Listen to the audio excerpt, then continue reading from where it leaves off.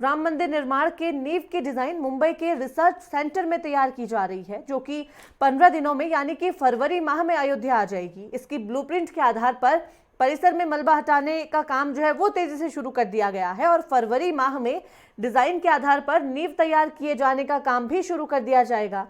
अयोध्या में मंदिर निर्माण समिति की 2 दिवसीय बैठक में नींव बनाए जाने पर अंतिम निर्णय लिया गया, जिसके बाद वैदिक विधि विधान के साथ ही पूजा अर्चना करने के बाद इस काम को शुरू किया गया है। 2 दिवसीय बैठक के अंतिम दिन जो है कई बड़े लोग वहां पर मौजूद रहे और इसमें जो है अब जो मलबा हटाने का काम है उसे शुरू कर दिया गया है। कहा जा रहा है कि फरवरी माह में जो है नींव का काम भी वहां पर शुरू कर दिया जाएगा। 2 दिवसीय बैठक जो है अयोध्या में आयोजित की गई थी।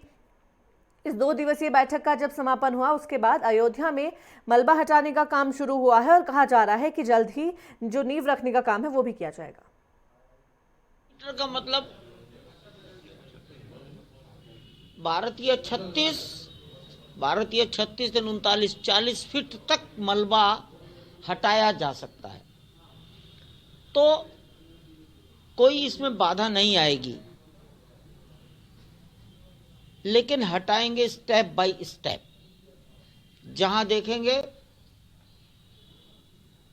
अब ठीक है वहां रुक भी सकते हैं, लेकिन आम राय ये आपस की है। टाटा, लार्सन टुब्रो और सोमपुरा और ट्रस्ट की ओर से जो एक और इंजीनियर हैं जगदीश आफले, कि अपने दिमाग में रखो कि 12 मीटर तक जा सकते हैं। डेडलाइन तय नहीं करना, इंजीनियरिंग साइट परिस्थितियों को देखकर चलती है।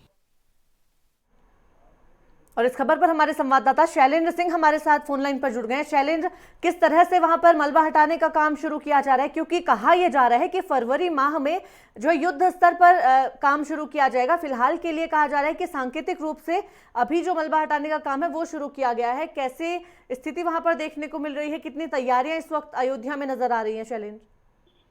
जी ईशानी जी, आपको बता दें कि 2 दिवसीय जो समिति की बैठक थी वो खत्म होने के बाद, जो कि पहले दिन की बैठक जब खत्म हुई थी तो दूसरे दिन ही मंदिर परिसर के अंदर जो है वो विश्वकर्मा भगवान की पूजा की गई थी और उसके बाद जो है वो मलबा हटाने का कार्य शुरू कर दिया गया था, जिससे कि जो पूरी प्रक्रिया थी, जो समिति की बैठक थी वो नींव की डिजाइन पर थी, लेकिन नींव की डिजाइन जो है पूरी तरीके से भी तैयार नहीं है। उसका मुंबई रिसर्च सेंटर में जो है वो तैयार हो रही है, जिसका ब्लूप्रिंट जो है वो के आधार पर ही काम किया जाएगा, जो कि बताया जा रहा है कि फरवरी माह के लगभग 15 फरवरी तक आएगी।